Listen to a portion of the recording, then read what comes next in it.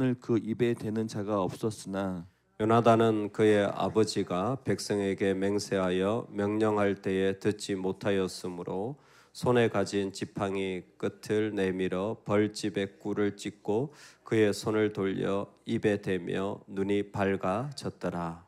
그때 백성 중 한 사람이 말하여 이르되 당신의 부친이 백성에게 맹세하여 엄히 말씀하시기를 오늘 음식물을 먹는 사람은 저주를 받을지어다 하셨나이다.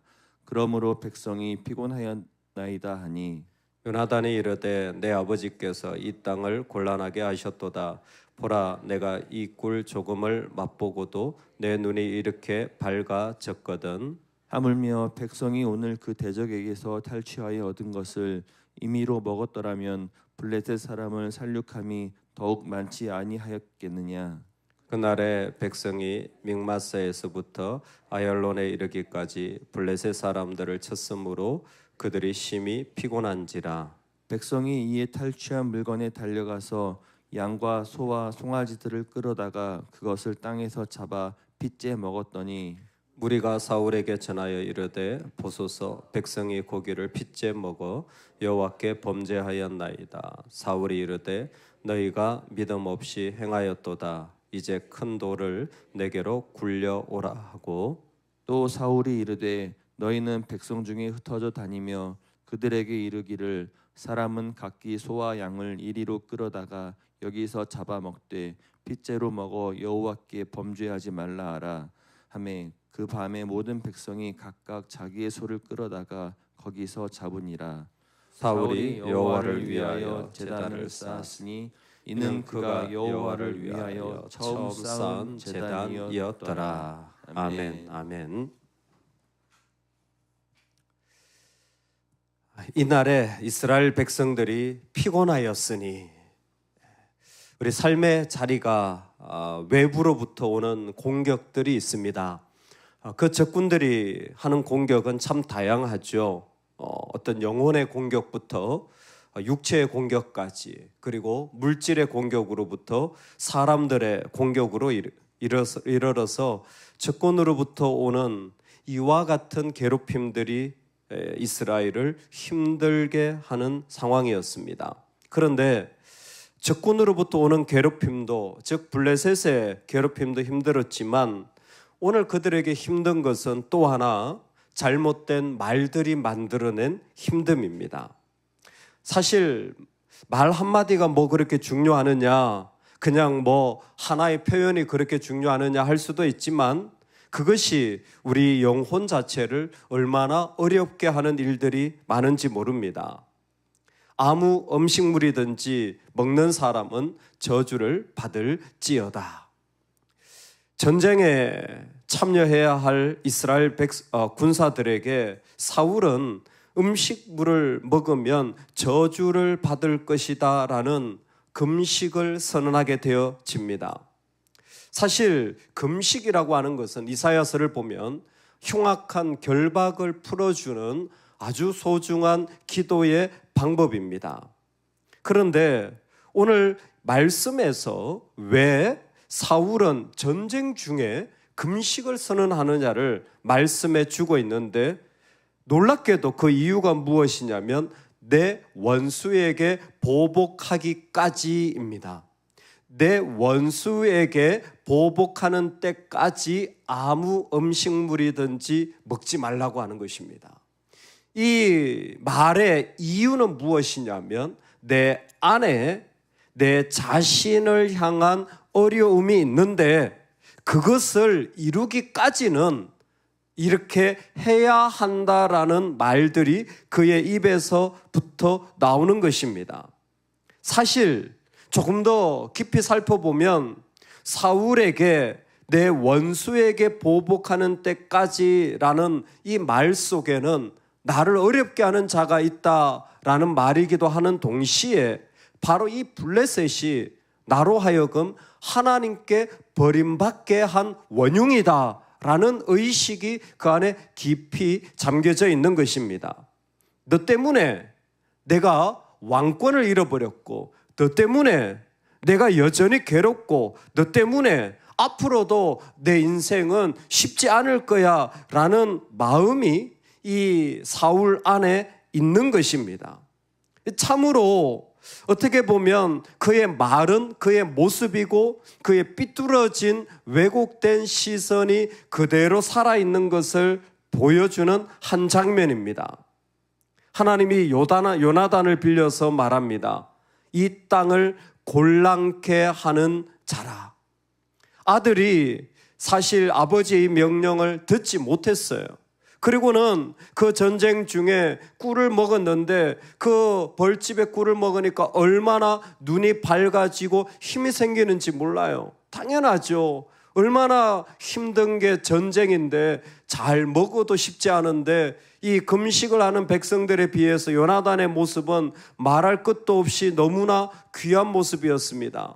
그런데 당신의 부친이 지금 음식을 먹는 사람은 저주를 받는다고 금식선언을 했는데 당신이 먹으면 어떻게 합니까? 그랬더니 요나단이 하는 말이 우리 아버지가 이 땅을 곤란하게 하셨도다.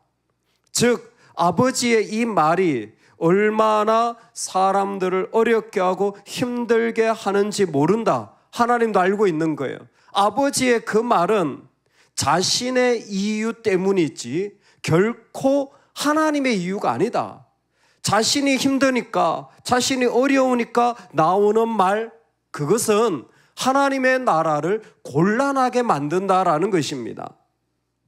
결국 이 잘못된 한마디로 말미암아 전쟁이 끝나자마자 이스라엘 백성들은 피채 음식을 먹는 일들을 감행하게 되어집니다. 조금만 더 기다려서 피를 빼고 율법에 따라 먹어야 할 사람들이 오히려 율법을 어기며 피를 먹고 살아있는 채로 마시는 일들을 행하게 되어지는 것이죠. 핵심은 뭡니까? 사울에게 이 전쟁은 하나님의 전쟁이 아닌 거예요. 여러분, 우리의 하루는 하나님의 전쟁입니다. 그건 나를 힘들게 하거나 나를 어렵게 하는 것으로 보인다면 그건 내 전쟁이에요. 그곳에는 하나님이 없어요. 이것은 하나님의 전쟁이고 하나님의 전쟁이라면 우리의 입술이 달라져야 하는 것입니다. 너는 하나님 앞에서 함부로 입을 열지 말며 급한 마음으로 마음을 내지 말라. 여러분, 우리가 얼마나 급하고 어려울 때 그냥 이런저런 말들이 막 쏟아지는지 몰라요. 하나님은 하늘에 계시고 너는 땅에 있음이라. 그런즉 마땅히 말을 적게 할 것이라. 무슨 얘기냐면 땅에 있는 말 하지 말고 하늘에 있는 말 하라는 거예요. 내 마음의 깊은 곳에 너 때문이야, 네가 이렇게 힘들게, 이런 말 하지 말고 하나님이 너에게 주신 말을 하라는 거예요. 하나님은 우매한 자들을 기뻐하지 아니하시나니 서원한 것을 갚으라. 전도서의 이 말씀은 분명하지 않습니까? 성령이 너의 마음을 감동해서 이루어낸 것은 반드시 지켜라. 이 말의 핵심은 결국 우리의 입에서부터 나오는 말은 하나님의 전쟁으로 인한 말이어야지, 성령의 감동으로 인한 말이어야지, 이 땅에 있는 것으로 말미암아 생긴 말들은 멈추라는 것입니다. 우리가 하나님 앞에 살아갈 때에 이 말의 중요성은 사실 말의 중요성이 아닙니다. 이건 말의 중요성이 아니에요. 말 잘해라 이거 아니죠. 사무엘서에서 우리에게 보여주는 건 뭐냐면 금식은 소중한 거예요. 사실 아름다운 겁니다. 그러나 참된 신앙은, 참된 믿음의 사람은 금식을 선언하고 의식적으로 무언가를 해서 일으키는 것이 아니라 뭐 하라고요? 하나님의 말에 순종해야 된다는 거예요. 이게 이 스토리의 핵심이 있잖아요. 하나님 말씀을 순종하는 것이 제사를 드리는 것보다 낫습니다. 하나님 말이 순종, 하나님 말에 순종, 하나님 말에 순종하지 않으니까 내 말이 자꾸 많아지고 내 말들이 쏟아지는 거예요. 왜곡된 말, 결국 나에게서 온 말은 사단의 도구가 되며 영적인 분별이 없는 시선을 만들 뿐입니다.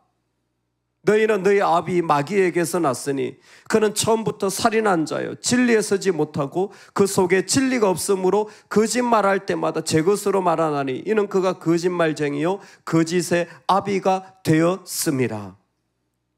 여러분, 나에게서 나온 말은 사단의 말입니다. 아멘이 안 되죠, 이런 말은. 그렇죠? 근데 나의 급함, 나의 어려움, 나에게서 나온 말은 사단의 말이에요. 사단의 도구가 되어서 그 말을 하는 즉시 우리의 시선은 왜곡되고 그 인식이 거기에 규정되어 버리며 그것에 한계되어져 버리는 거예요. 반대로 성령의 말은 우리의 눈이 열려지게 하는 겁니다.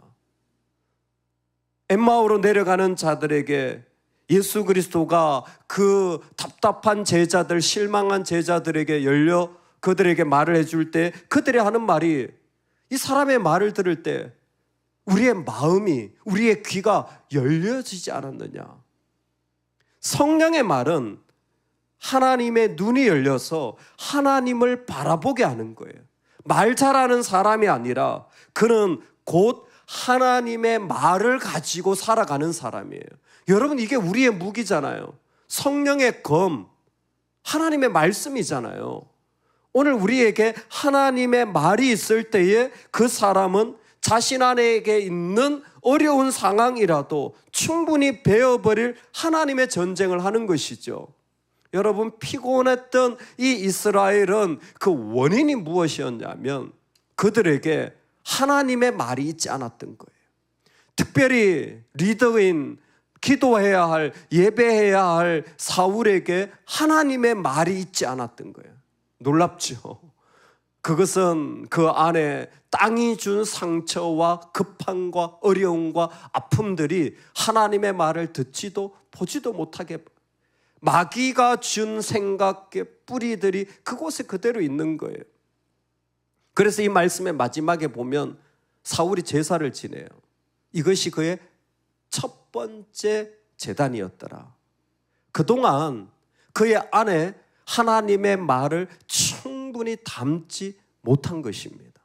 하나님의 말을 그 안에 충분히 담아내며 살지 못했던 거예요. 그 모습이 그대로 반영이 되어서 그의 삶에 진정으로 하나님께 나아간 적이 없음을 소개하고 있는 것입니다. 오늘 우리의 입술을 통하여 신뢰의 말들이 일어나기를 소망합니다. 내 상황보다 하나님을 바라볼 수 있는 언어, 그것이 선포되기를 주의 이름으로 축원합니다. 정말 그리스도 안에서 나를 고백하는 내 정체성의 말들이 선포될 수 있기를 소망합니다. 지금이 아니라 미래를 선포할 수 있는, 믿음으로 이야기할 수 있는 소망의 말들이 우리에게 일어나기를 소망합니다. 이 땅에 수많은 말들을 할 수 있지만 우리는 여호와의 전쟁에 참여하는 자들입니다. 이건 하나님의 전쟁이에요. 할렐루야. 이건 내 인생 아니에요. 이건 내 삶 아니에요. 이건 하나님의 전쟁이고 하나님이 주시는 자리입니다. 그 자리에서 중요한 것은 우리를 피곤하게 하는 말들이 아니라 그 속에 하나님이 나에게 주신 말들을 선포함으로 이 전쟁이 하나님의 전쟁으로 승리되어지기를 소망합니다. 그 키는 하나님의 말을 순종하는 거예요. 하나님의 말씀을 순종하는 거예요. 하나님이 내 마음에 하늘로부터 내려진 것이 이 땅에 있는 문제들과 아픔들과 어려움들을 다 녹이고도 없애고도 남음이 있는 그와 같은 말을 하는 하나님의 사람, 오늘 그 사람이 되기를 주의 이름으로 축원합니다. 아멘. 우리 같이 기도하겠습니다. 하나님, 우리 눈이 열려 보여지는 하나님의 말이 나에게 임하게 하여 주옵소서.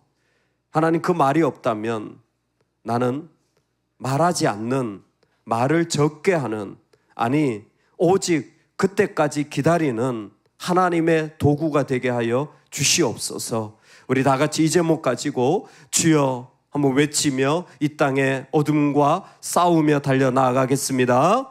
주여,